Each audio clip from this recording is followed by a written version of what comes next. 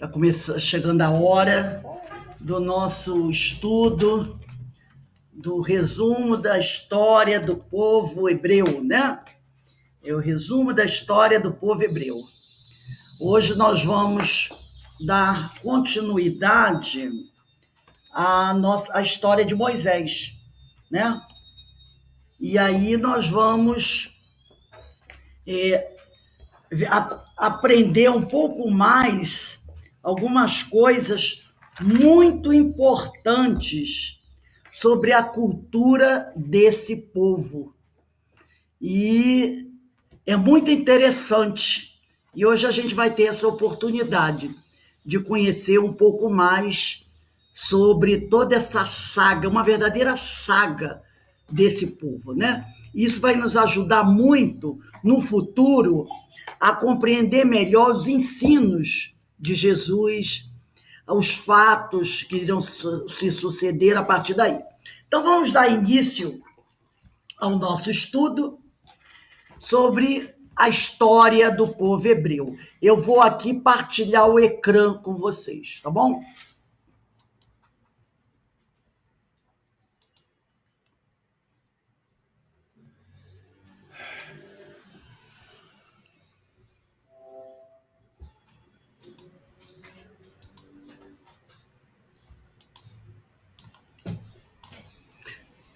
Resumo da história do povo hebreu.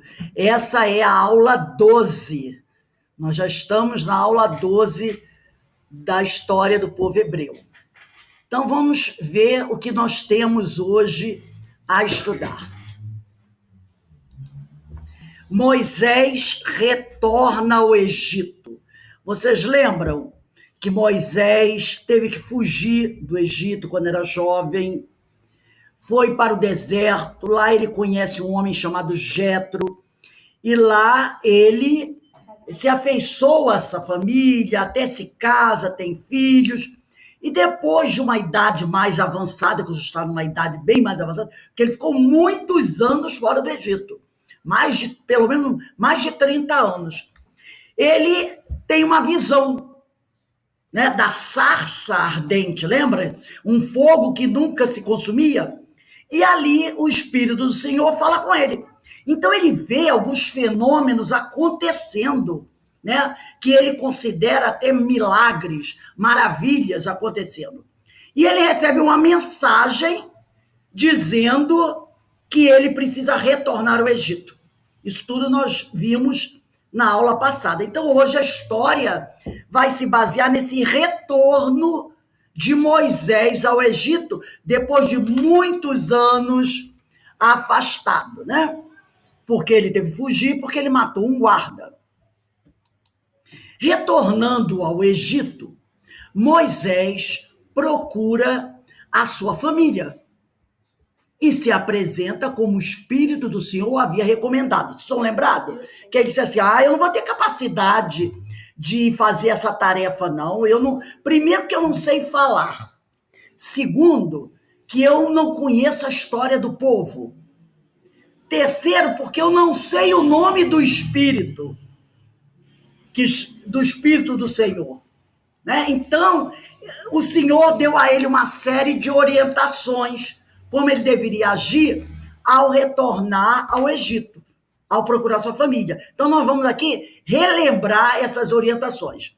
Então, retornando ao Egito, Moisés procura sua família e se apresenta como o Espírito do Senhor o havia recomendado. Moisés perguntou, foi isso que Moisés perguntou ao Senhor lá em frente à sarça ardente no deserto. Quando eu chegar diante dos israelitas e lhes disser, o Deus dos seus antepassados me enviou a vocês, e eles me perguntarem, qual é o nome dele? Que lhes direi? Disse então a voz do Senhor, através da sarça ardente, a Moisés, diga que eu sou o que sou. E é isto que você dirá aos israelitas. Eu sou, me enviou a vocês. Então o Espírito assume para ele um nome. Eu sou. Então é interessante que ele não se personaliza. o Espírito, ele não se personaliza. Ele não diz o nome, ele diz, eu sou. É assim que você vai dizer. O Espírito, eu sou, me enviou a vocês. Disse aí, Moisés vira-se e diz o seguinte, disse também Deus a Moisés, diga aos israelitas, porque o Espírito continuou falando com ele, diga aos israelitas, o Senhor, o Deus dos seus antepassados, o Deus de Abraão, o Deus de Isaac, o Deus de Jacó, os 3 patriarcas, lembram? Enviou-me a vocês. Esse é o meu nome para sempre. Eu sou, nome pelo qual serei lembrado de geração em geração. Essa é a apresentação que você deve fazer quando estiver entre os israelitas no Egito.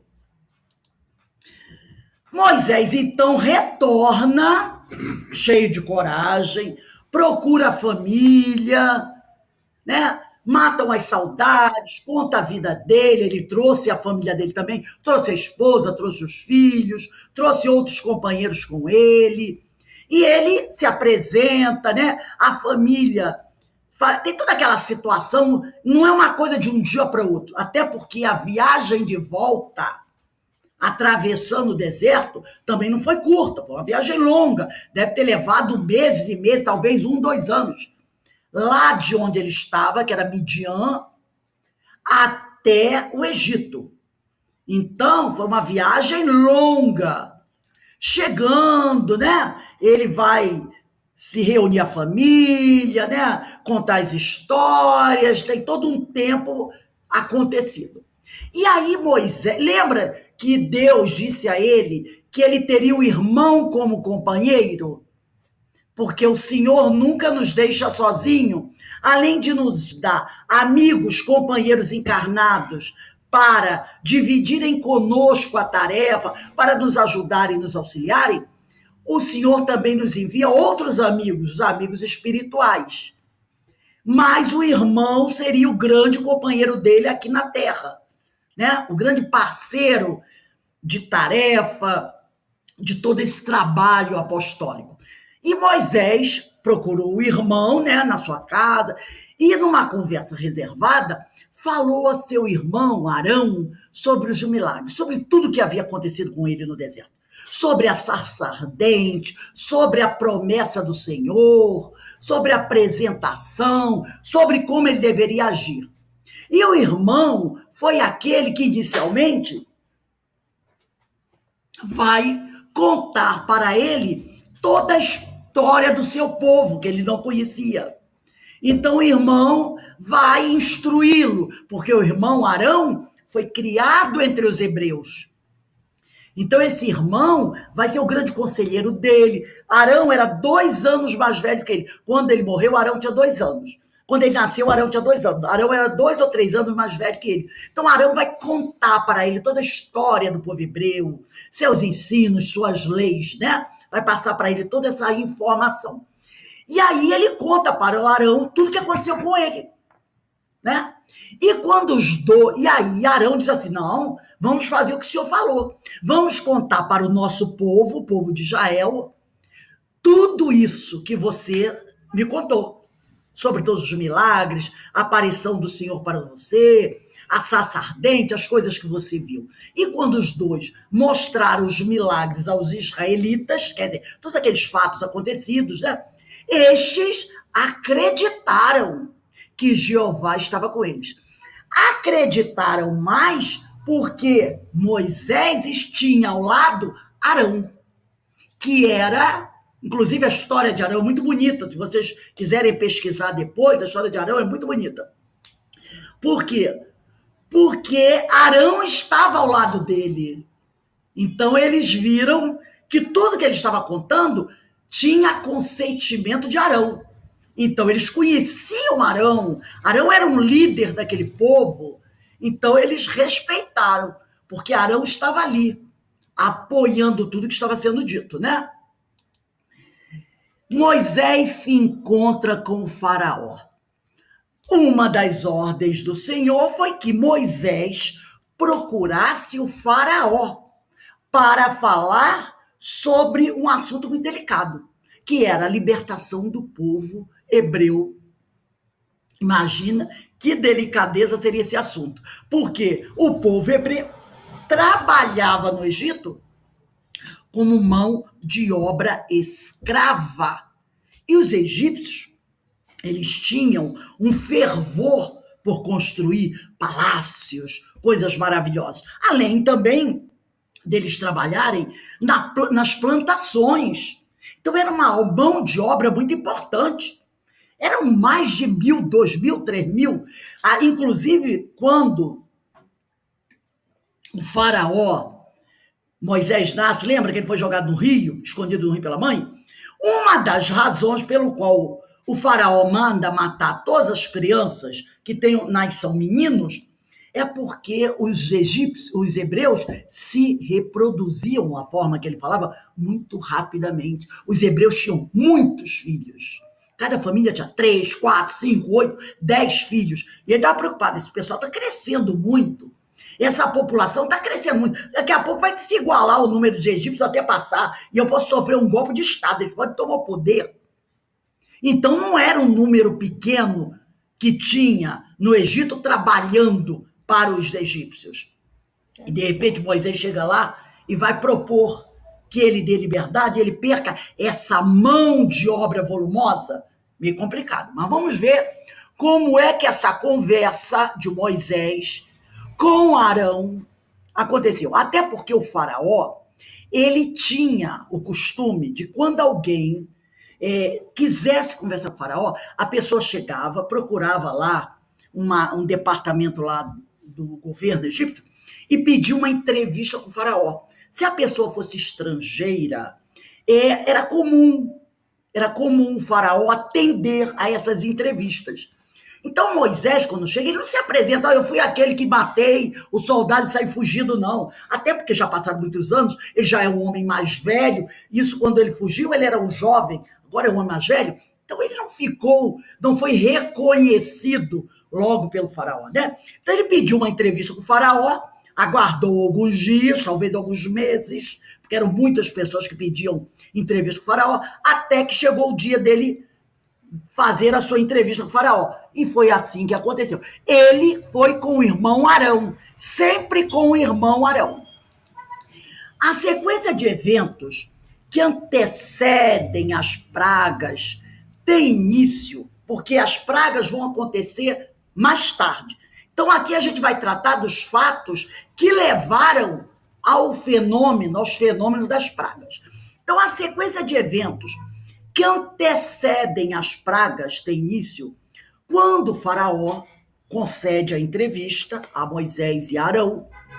E Moisés chega lá e diz para o faraó o que o Deus de Moisés ordenou. Porque o faraó, ele conhecia a religião hebraica do Deus único. Afinal, os hebreus estavam no Egito há quase 400 anos. Então, a cultura hebraica era conhecida dentro do Egito. E também tinha outro detalhe.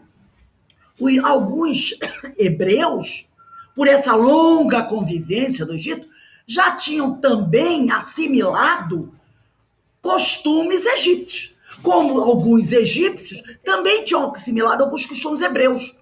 Então, era conhecida essa história do Deus único, né? do eterno, enquanto os egípcios tinham uma outra cultura, mas o faraó conhecia a história. E aí Moisés se apresenta e dá ordem, né?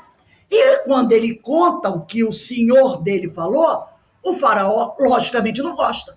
Então, essa história das pragas, antes da história das pragas, vão ter fatos ocorrendo.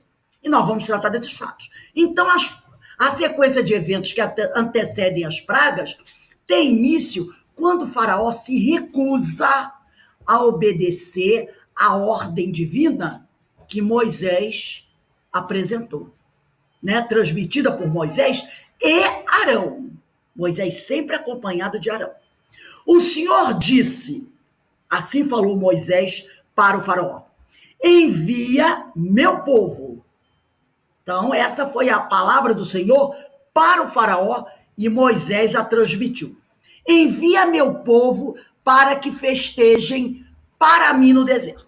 Então, o Senhor falou a Moisés que ele queria que eles, os hebreus, realizassem uma festa no deserto para louvar o Senhor pela liberdade alcançada do Egito e pela liberdade alcançada da escravidão. Foi isso que Moisés falou para o faraó. Eu quero que o Senhor pegue o povo hebreu, que é seu escravo, e liberte-o e mande-o para o deserto. Porque lá nós vamos fazer uma grande festa para louvar o Senhor e agradecer pela nossa libertação. Olha só. O rei do Egito, claro, respondeu com insolência. Que? Eu vou perder uma mão de obra dessa? Tá louco? Tá doido? Ele responde da seguinte maneira: quem é o Eterno para que eu escute sua voz e deixe partir o povo de Israel? Vamos nos lembrar o seguinte: o faraó era considerado Deus, não é? Da mesma maneira que César, os César de Roma, lembra? Também eram considerados deuses. Então era costume naquela época que os grandes, né, os César, os faraós, fossem considerados Deus. E aí o homem chega e fala de outro Deus na cara dele, na casa dele. Para ele foi uma audácia. Que Deus é esse? Deus aqui sou eu, o faraó do Egito. Então ele diz: quem é o Eterno para que eu escute sua voz e deixe partir o povo de Israel? Não conheço o Eterno e também não enviarei Israel. A gente sabe que o povo hebreu recebeu um nome, Israel, né?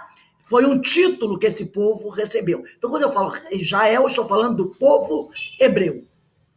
E num gesto desafiador, porque ele não aceitou, achou uma audácia, decidiu afligir ainda mais os filhos de Israel. Ele disse: o quê? Vocês vêm com esse atrevimento falar comigo? Ah, não.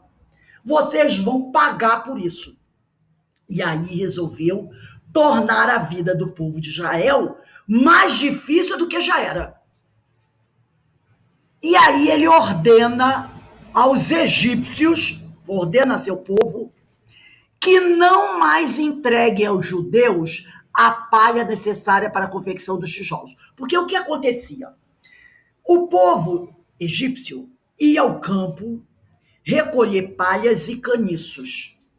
Traziam essas palhas e esses caniços para a cidade.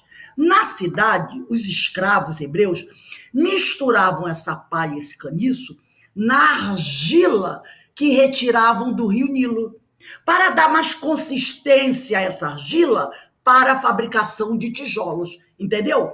Porque a argila era pouco mole. Então eles botavam um monte de entulho, palha, caniço, um monte de coisa para fazer com que a argila ficasse mais consistente. E aí fazer os tijolos. E aí ele diz assim: agora acabou. Os egípcios não vão mais para o campo buscar a palha e os caniços. Vocês é que vão. Além de fazer os tijolos, vocês vão ter que buscar a matéria-prima, que é a palha. A partir de então, lhes caberia aos hebreus o esforço adicional de buscar a matéria-prima para cumprir suas cotas diárias. Então, eles tinham uma cota diária de trabalho a cumprir. Com essa ordem, o trabalho ficou mais pesado e o tempo da cota não foi ampliado, permaneceu o mesmo. Então, eles tinham uma ocupação a mais. E isso fez com que eles não conseguissem, muitas vezes, cumprir com aquela cota diária. E aí os castigos começaram a ser aplicados com mais frequência e o povo passou a sofrer muito mais na mão dos soldados egípcios. O não cumprimento era punido com tortura física. Seu sofrimento tornara-se ainda mais insuportável. E a coisa vai continuando, continua. Chega um momento que Moisés fica, meu Deus, o que eu fui fazer encarando lá o faraó? Não é possível, o povo não está se aguentando. E mais tarde, passado algum tempo, Moisés pede ao Senhor que se apresentasse para ele e conversasse com ele, porque ele precisava falar com o Senhor. E mais tarde, ao ser questionado por Moisés, aí Moisés consegue que o anjo do Senhor vinha até ele, né? E Moisés questiona ao Senhor, o que fazer? E Deus responde para Moisés, agora verás o que farei ao faraó. Moisés e toda a humanidade iriam testemunhar como o Eterno redimiria, salvaria, libertaria o seu povo. Então, nesse momento, é aquela ideia, né? Essa história que nós estamos contando, ela é baseada na tradição hebraica, na tradição judaica. Como eles contam essa história, né?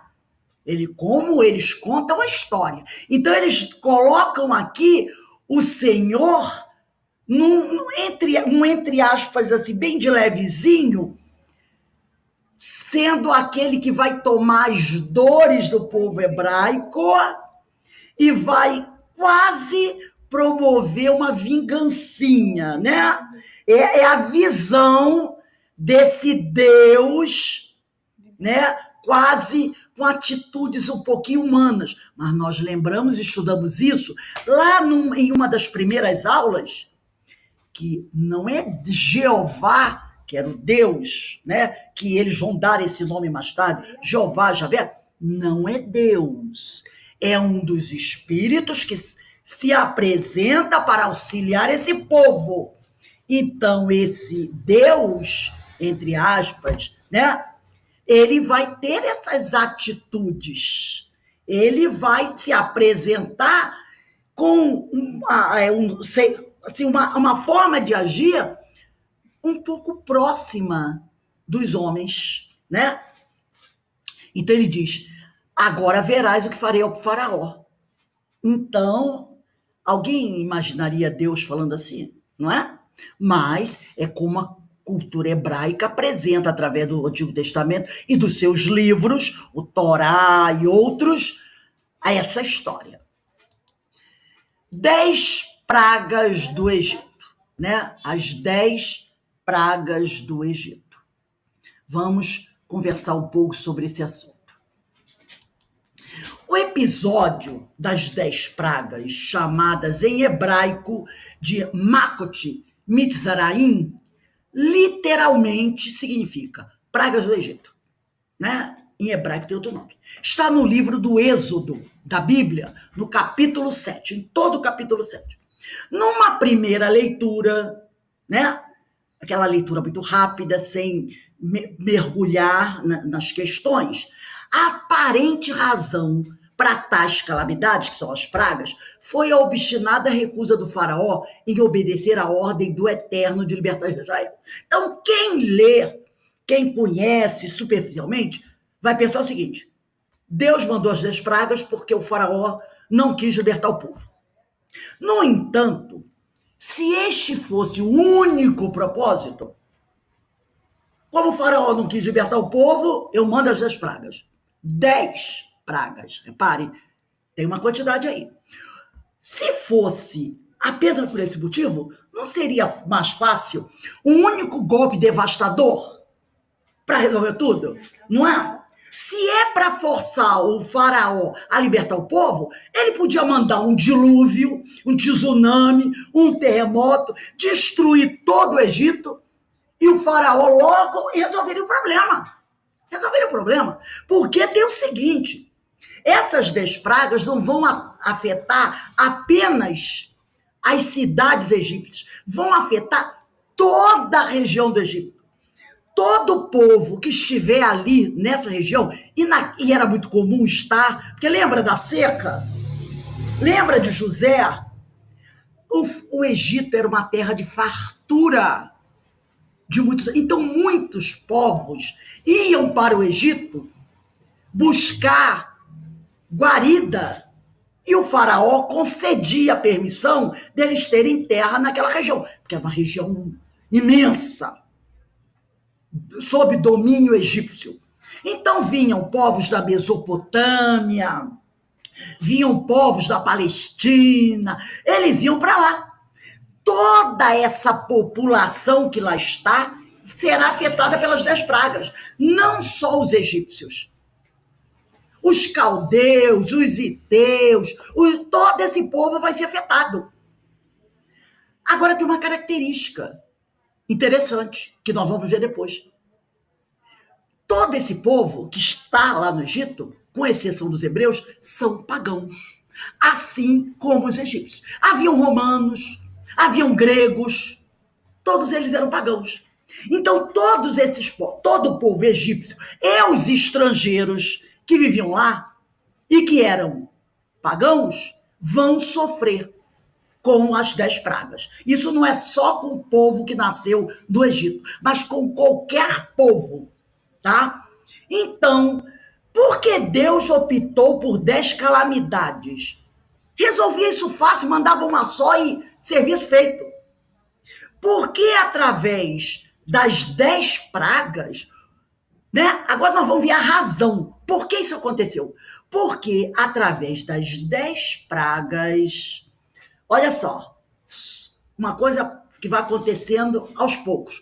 O Eterno demonstrou não apenas ser o Criador do universo, mas Senhor único e absoluto dos céus e da terra, juiz supremo e força regente da natureza. Quantos deuses tinham os egípcios? Um monte. Quantos deuses tinham os gregos? Um monte. Um monte. Quantos deuses tinham os romanos? Um monte. Quantos deuses tinham os mesopotâmicos? Um monte. Marduk e outros. Nós estudamos isso. O Olimpo era uma festa de deuses, não é?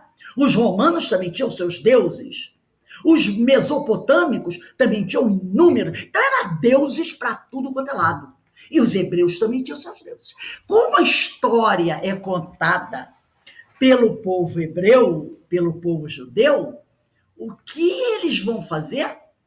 Eles querem, através da sua história, provar que o Deus dos hebreus era aquele que estava acima de todos os deuses do planeta, do universo.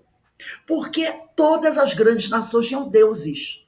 Tanto que o faraó diz assim, tipo assim, esse teu é mais um, não é? É mais um. Só que nós temos que lembrar que o Pentateuco mosaico, que ele é composto pelo livro Gênesis e Êxodo, que são os 2 primeiros que vão contar a história do povo. Depois tem Deuteronômio, Levítico e Números. Esses livros vão ser escritos anos depois da travessia do deserto, né? Quem é que estará com Moisés às portas da Terra Prometida? Será o povo que saiu do Egito? Não. Grande parte já terá morrido. Grande parte já terá morrido. Afinal, ele ficou, entre aspas, 40 anos no deserto. Hoje, já fizeram até os cálculos do pessoal. Se fosse hoje, atravessando o deserto, mesmo que fosse a pé, o cara levaria no máximo 15 dias. Num camelo, como eles também vinham de camelo, essas coisas mais, por aí. Os caras levaram 40 anos. A gente sabe que esses números são simbólicos. Por quê? Porque esse povo que vai sair de lá, vai sair envolvido, trazendo com ele costumes egípcios, costumes pagãos, afinal, eles ficaram 400 anos lá, não é verdade? E alguns egípcios simpáticos à cultura hebraica vai vir com eles também, alguns egípcios.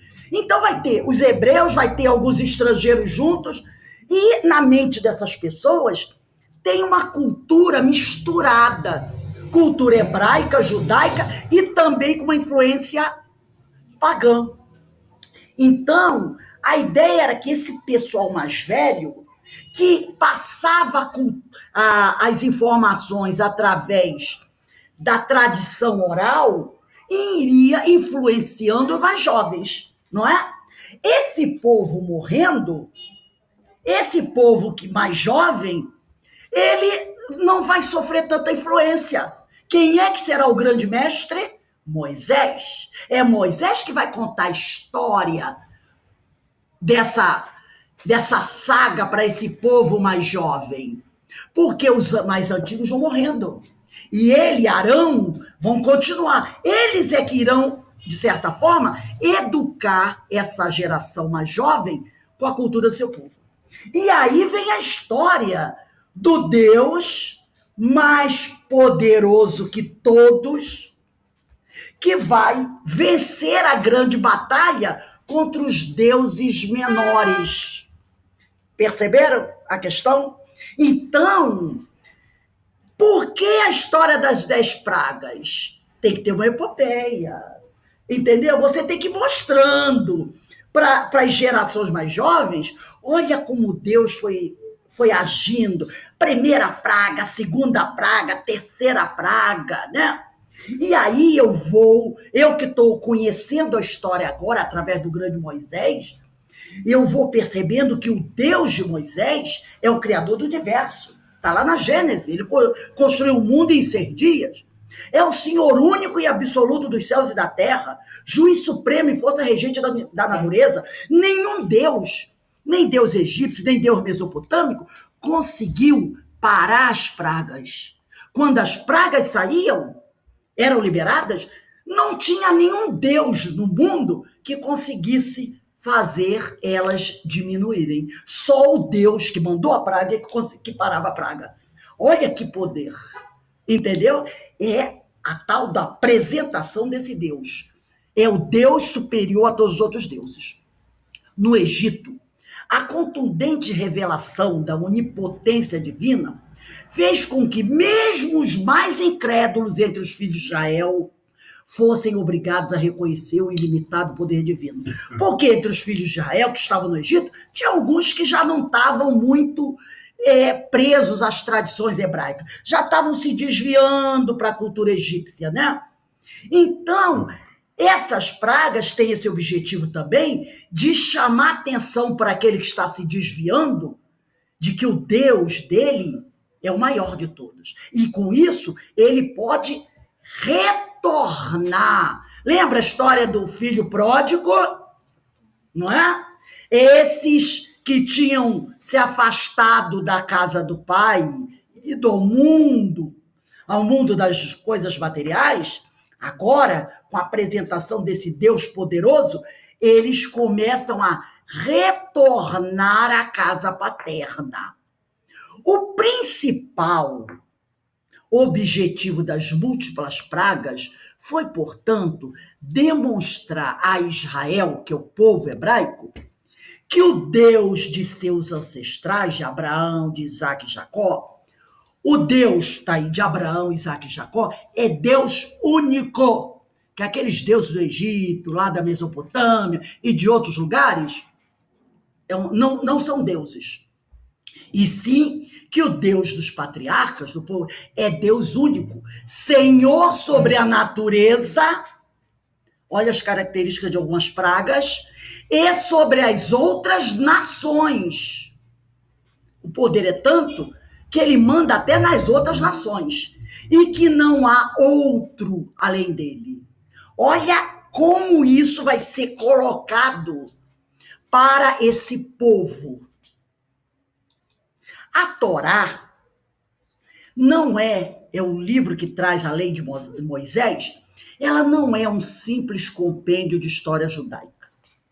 E o judaísmo não permite celebrar o sofrimento alheio, ainda que seja o dos inimigos de Israel. Então, a história das 10 pragas do Egito, para o judeu, não é razão de festa nem de vantagem. Eles não têm que dizer, está vendo o que nosso Deus fez com vocês?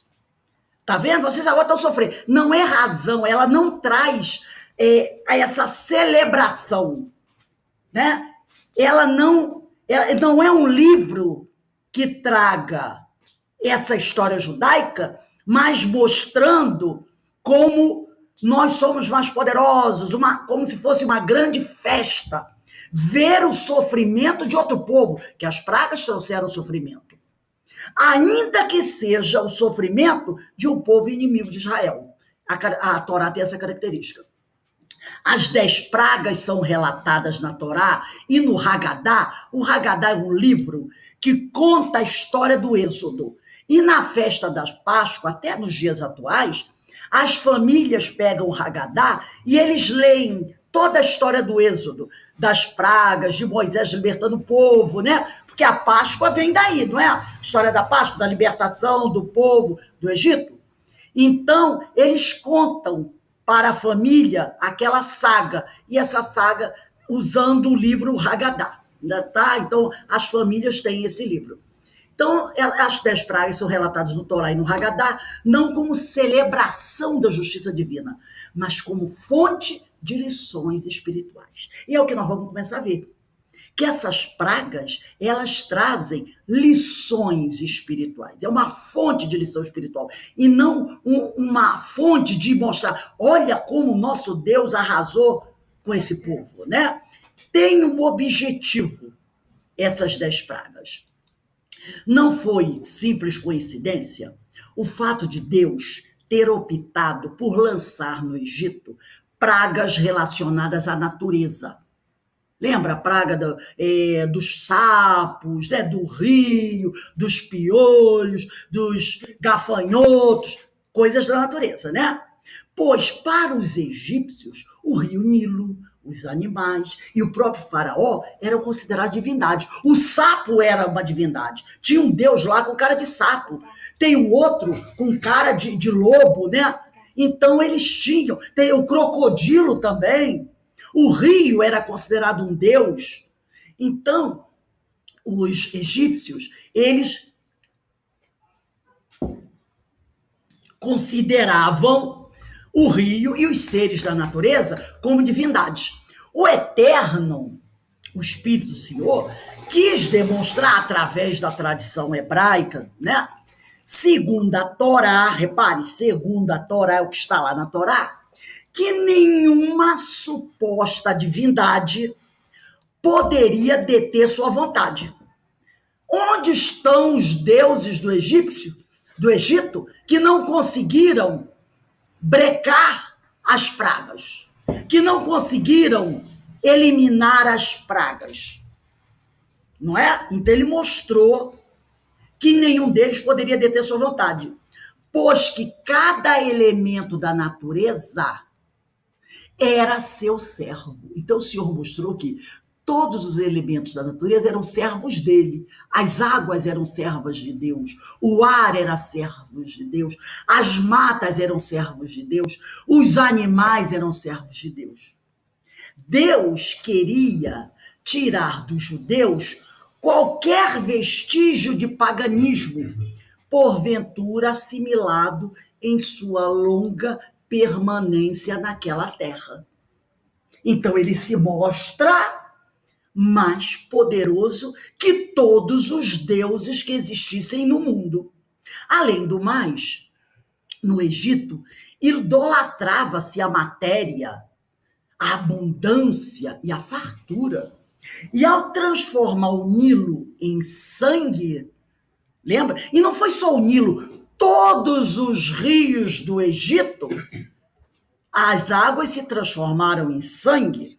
Ao destruir as colheitas com os gafanhotos e os bens egípcios, Deus provou para o homem daquela época, o homem pagão, que a terra inteira lhe pertence. E que tudo que o homem possui advém daquilo que a tudo criou. Então, essa grande história dos hebreus, que se encontra na Torá, ela tem esse objetivo, que é provar para a humanidade que tudo que existe no universo pertence a Deus, tá? E que ele foi o criador de tudo, que ele é o soberano e que o homem é, assim como qualquer outro elemento do universo, são servos do Senhor, né? E mostrando aí que o homem não pode cultivar orgulho, porque ele é menor que um grão de areia. Porque tudo pertence ao Senhor. Porque o Senhor criou tudo. Esse é o grande objetivo dessa história.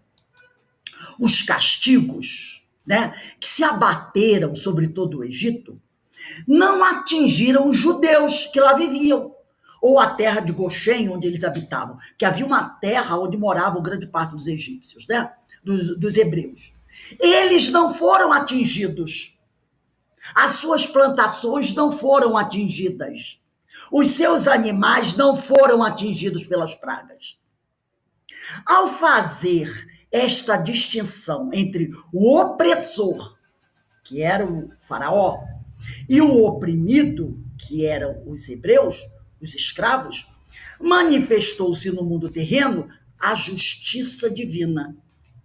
Porque a justiça divina, ela vai trazer uma certa dificuldade para o opressor, porque o opressor precisa ser reeducado e o oprimido precisa ser protegido e receber as graças do Senhor, tá? E dessa forma se representa a justiça divina aqui na terra.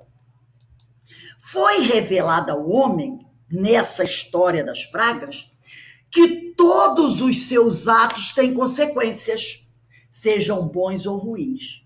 As pragas revelaram também o poder e eficácia da oração e da ligação com Deus, pois foram as orações de Moisés e de Arão que puseram fim a cada uma das pestilências. Então, o faraó representando o povo egípcio, o povo que não segue a lei divina, o povo que está à parte da grande lei, da vontade do Senhor. Vamos percebendo isso, né? Quem é esse povo? Quando esse povo que não segue as orientações do Senhor comete algum ato contra a lei do Senhor, seu ato tem consequências. Se os atos deles forem bons, as consequências serão boas. Se os atos dos homens, da humanidade, forem ruins, as consequências serão ruins. Então, as pragas vêm mostrar isso. Qual é o teu comportamento? Qual o comportamento do faraó? Qual o comportamento seu? Está afastado do Senhor? Terá consequência a sua ação. E vai mostrar que é através da oração que nós podemos nos ligar com Deus. A coisa está difícil?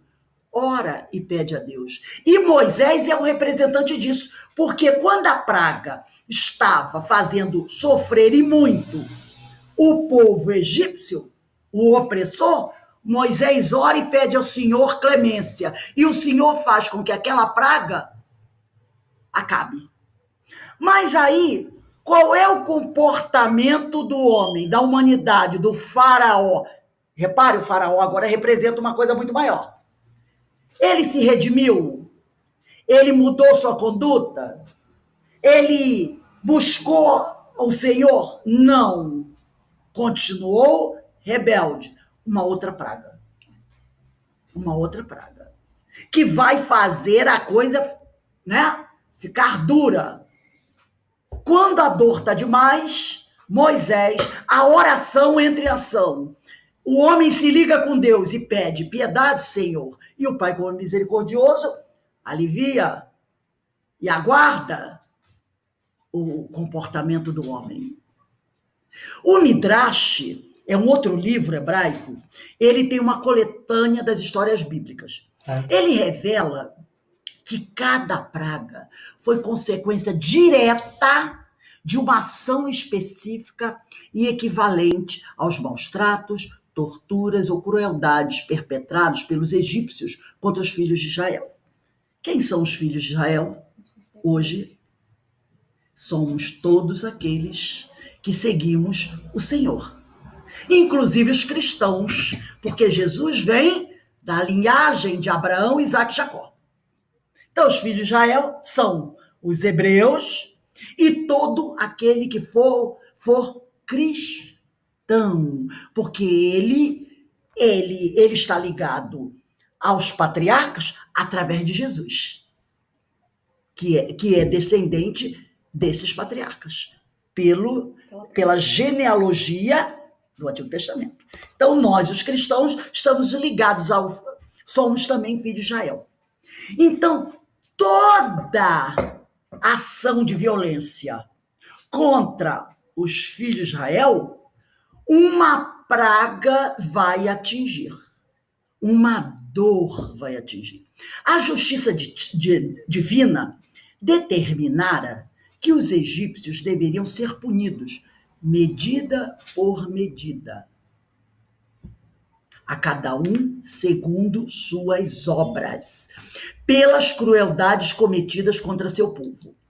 Além do mais, a sucessão de pragas, lembra? Começa com a praga do rio, vira sangue, depois vem a do sapinho, dos sapos, depois vem a dos piolhos, depois vem a dos mosquitos, aí vem dos animais, vai por aí afora, né? Além do mais, a sucessão de pragas e os avisos que as precederam, porque antes de cada praga tinha um aviso. Aquele aviso, ó, desperta, atenção, né? Mudem seu comportamento. Então, a sucessão de pragas e os avisos que as precederam eram necessários para dar ao faraó, todo mundo agora sabe quem é o faraó, a oportunidade e o tempo de reconsiderar suas ações, arrependendo-se da crueldade perpetrada com os judeus. Então, a cada praga vem um tempo para refletir. A gente passa uma dificuldade muito grande. Nossa, que praga será essa? Será que é o rio que virou sangue? Será que é do sapo? Será que é do piolho? Será que é do percevejo? Né? Será que é do gafanhoto? Será que é da chuva de granizo? Aí depois que a praga bate e faz doer, o que o faraó faz? Todo mundo sabe quem é o faraó. É o que se desviou. É o que está ignorando as leis do Senhor. O comportamento evangelizado. Aí ele bota o joelho no chão, não é assim? Ah, Senhor, pelo amor de Deus, me ajuda, tem piedade. Eu prometo isso, eu prometo aquilo, Senhor, alivia a minha dor. E como o Senhor é de misericórdia, ele alivia. Mas tem um tempo determinado. E o Senhor fica aguardando, né? Fica aguardando. Se o homem não retorna ao caminho do bem, outra praga chega, né? Então, essas pragas, uma sucedendo a outra, tendo um intervalo de tempo entre uma e outra, elas são necessárias para dar ao faraó a oportunidade e o tempo de reconsiderar suas ações, de pensar no seu comportamento, arrependendo-se da crueldade perpetrada contra os judeus. Somente após o faraó ter endurecido seu coração e repetidamente, porque Moisés, a cada praga, ia lá conversar com o faraó. Faraó, e aí? O senhor mudou de ideia? E o faraó, vai embora daqui! Né? Então Moisés foi lá várias vezes falar com o faraó. Não foi uma atrás da outra. Tinha um intervalo de tempo para o faraó pensar. Quando Moisés achava que o faraó já tinha... Quando o senhor achava que o faraó já tinha tido um tempo suficiente para pensar, ele dizia, Moisés, vai lá falar com ele, para ver se o homem cede. E o homem não cedia. Aí o senhor, outra praga. outra praga. Então, somente após o faraó ter endurecido seu coração e repetidamente se recusado a libertar o povo judeu, as portas do arrependimento finalmente se fecharam. Explica-se que, às vezes, o castigo, entre aspas, esse castigo como lição, ensinamento, tá? Não aquela ideia de castigo tradicional que a gente tem. É a tal do chamamento, né? Chamar ali a conversa. O castigo que Deus impõe a quem cometeu um grave pecado, a quem está persistindo nas atitudes não adequadas, é privá-lo da possibilidade de se arrepender. Este é o significado da expressão usada na Torá: endurecei o coração do faraó. Por quê? Porque o Senhor vai dando inúmeras oportunidades à pessoa. Dá oportunidade, dá oportunidade, dá oportunidade. Chega um momento que ele diz assim: acabou o ciclo de oportunidades. Agora, vamos ao que interessa. Nesse momento, não adianta você dizer: ai, Senhor, me arrependo. Não, agora acabou. Você teve inúmeras oportunidades. Agora vai ficar difícil.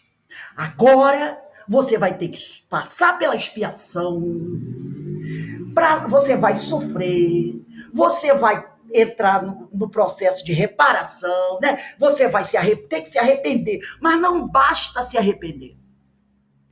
Voltando aqui, só voltando aqui rapidinho. Explica-se que às vezes, quando ele diz aqui, as portas do arrependimento finalmente se fecharam. Explica-se que às vezes o castigo que Deus impõe a quem cometeu um grave pecado é privá-lo da possibilidade de se arrepender. Este é o significado da expressão usada na Torá: endurecei o coração do faraó. Chega um momento que a expiação vai bater, que a dor vai bater.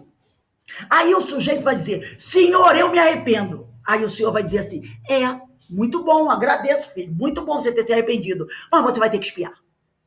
Você vai ter que expiar. E a expiação vai ser de acordo com os seus erros. Porque até então, o Senhor vem te dando inúmeras oportunidades de você ir mudando o rumo da sua caminhada. E você, nada. E a gente continua persistindo no erro. E ele manda mais um obstáculo, praga. Outro obstáculo, e nada. Aí teve um momento que ele disse: agora não basta mais se arrepender. Isso significa, na Torá, endurecei o coração do faraó. O arrependimento não vai bastar mais. Vai ter que expiar, vai ter que reparar, e a dor vai ser proporcional aos atos praticados pelo indivíduo. As 10 pragas, elas formam um sistema coerente de intensidade crescente. Começa com o rio virando sangue. E a coisa vai ficando cada vez mais grave. A cada recusa do faraó, volto a dizer, todo mundo sabe quem é o faraó, né? Não é o rei do Egito mais, né? A cada recusa do faraó em atender a ordem divina, em mudar o seu comportamento, de deixar Israel partir, de se libertar, uma nova calamidade se abate sobre o Egito. Aí tem uma coisa interessante, que muitas das vezes a gente não sabe.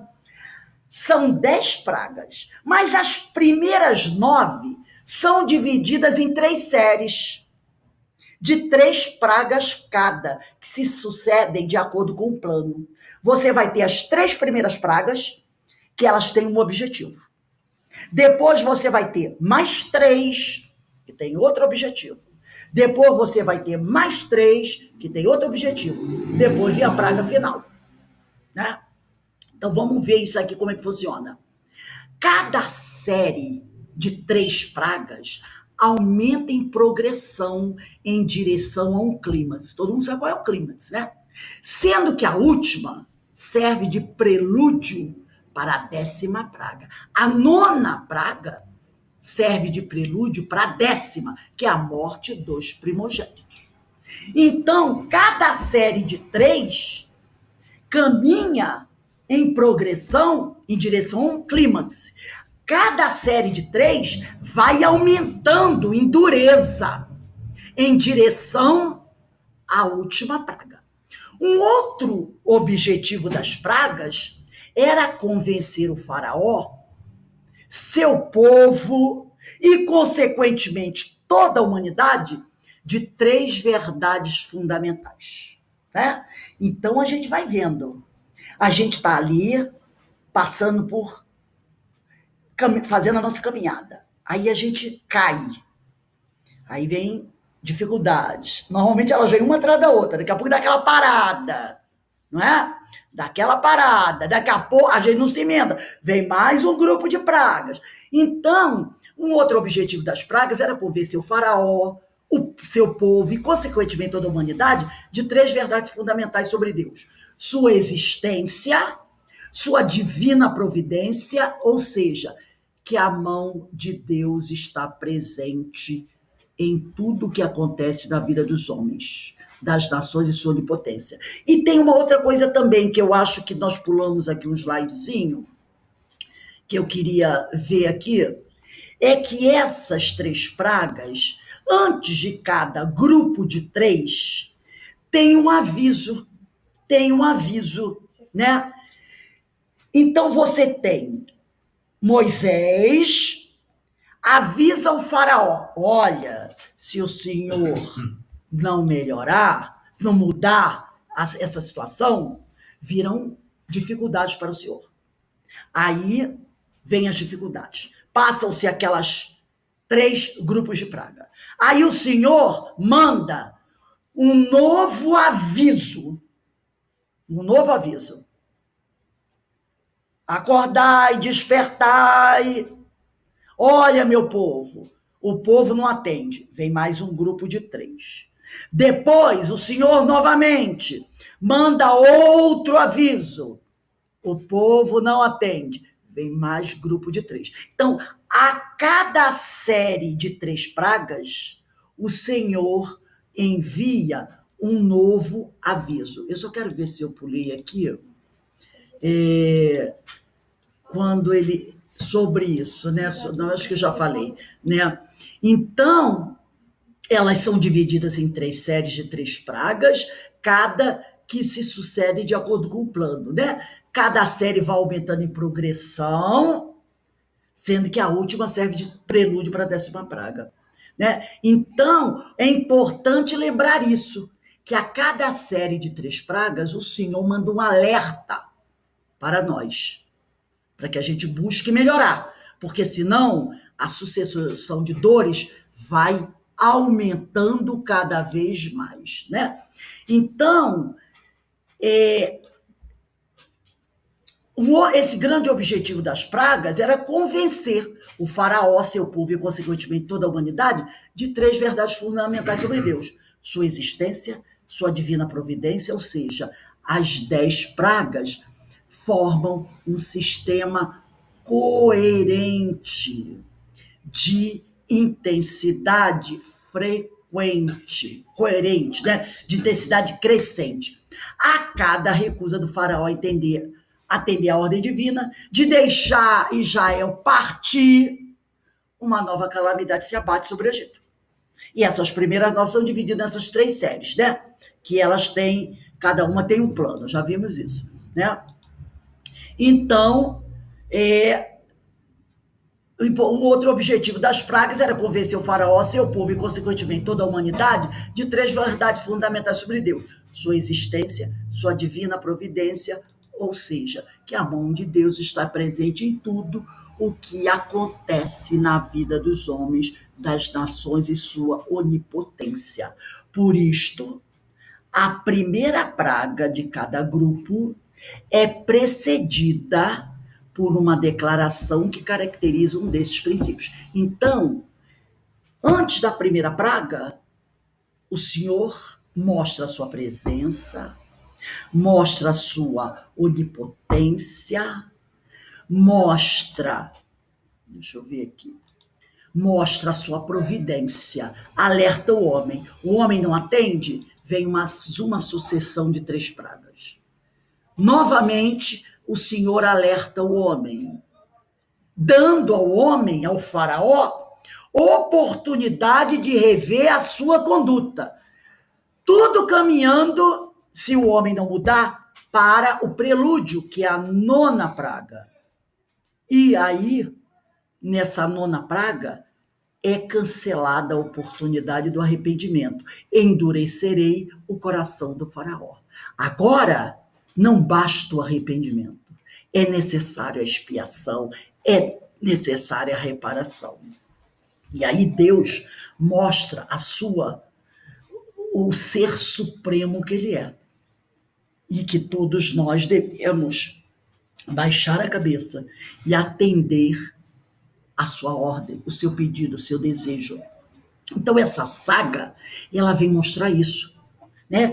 É a história que o povo hebreu vai trazer para mostrar que o Deus eterno, o Deus do Antigo Testamento, o Senhor é o Deus mais poderoso do universo, que está acima de tudo, que está acima de todos, e que todos os elementos do universo são os seus servos, inclusive o homem. Essa é a grande lição das pragas do Egito.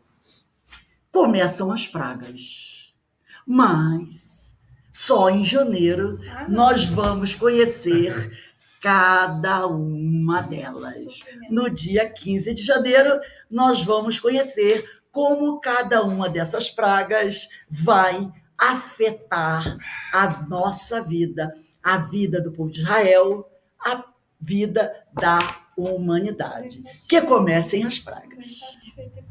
Não é? Então, essa história, a gente percebe que ela não é apenas, né, a questão do percevejo, do piolho, dos sapos, da morte dos primogênitos. A gente vê que tem uma sequência. E o interessante é isso. É o aviso que o Senhor nos envia antes de uma sequência de 3 pragas. Ele manda o alerta: atenção, reconciliai-vos, abrandai o coração, o homem nada. E vem 3 pragas. Olha os obstáculos que nós temos que enfrentar. As 3 primeiras são razoáveis. Aí o Senhor novamente dá o grande alerta. Novamente recomendações e alertas. O homem não atende. Mais 3 pragas agora numa dificuldade maior do que aquele bloco anterior, tornando a vida do homem um pouco mais difícil. Mas o homem atende? Não. O Senhor dá mais um alerta. E aí o homem continua na sua rebeldia. Aí vem outras 3 muito mais difíceis. Ao fim das 9, endureça o coração do faraó. E aí não adianta mais dizer: eu me arrependi, Senhor. Agora vem a última, que é a morte dos primogênitos, que é simbólica e nós vamos ver também. Mas aí, o que tem? Vem a expiação, vem a reparação e vai levar um tempo até que esse homem possa se reconciliar. Então a gente percebe que a história das pragas, que essa história que para muita gente parece uma coisa, é a história das 10 pragas do Egito, é besteira, é fábula. Não, ela tem um ensinamento. Ela traz, como diz o Torá, a história das 10 pragas não é apenas para falar da vitória do povo hebreu sobre os seus inimigos. Não, ela tem uma lição espiritual. E é essa lição espiritual que nós temos que aprender da história das 10 pragas do Egito, né? Então eu espero que a gente possa refletir sobre as pragas que nós já enfrentamos e se elas já bastaram para cada um de nós. Ou se não, ou se a gente ainda está perseverando nos equívocos, sujeitos a outras pragas mais difíceis. Porque é isso que a gente tem que pensar. Quantos grupos de pragas eu já enfrentei na minha vida? Será que elas foram suficientes para me despertar? Para me levar a mudar o meu comportamento, as minhas atitudes? Se não, se eu continuo dando soco em ponto de faca, se eu continuo sendo rebelde à vontade do Senhor, mesmo depois dele ter enviado o Mestre Jesus, é possível que eu ainda esteja sujeita a receber mais algumas pragas. Lembrando que a palavra praga não tem nada a ver com a tal da maldição, tá, gente? Praga no sentido de obstáculos, de dificuldades, de processo educativo. Tá bom? Alguém quer falar alguma coisinha? Eu tô chateada. Alguém aí quer comentar alguma coisa do que ficou aí do estudo? Tá tudo bem? Nilceia, ficou com medo das pragas? Não, mas eu pensei que você fosse falar pelo menos uma. Aí me deixou com quero mais. Agora, dia 15 de janeiro, nós iremos conhecer essas pragas. Aí a gente vai tentar se identificar. Vai dizer, essa aí eu já vivi. Essa aqui ainda não é verdade? Mas olha, Rosi, tu lembra que você, quando nós estudávamos Paulo, você nos disse para comprar a Bíblia de Jerusalém? Não precisa se preocupar, eu vou ler aqui as pragas. Tá bom. Quando você chegar, vou saber. Tudo bem. Eloá, quer falar alguma coisa? Oi, amiga, o estudo foi excelente, maravilhoso, parecendo até que eu estava vendo um filme. Liga o microfone, Eloá. Um filme para a nossa vida.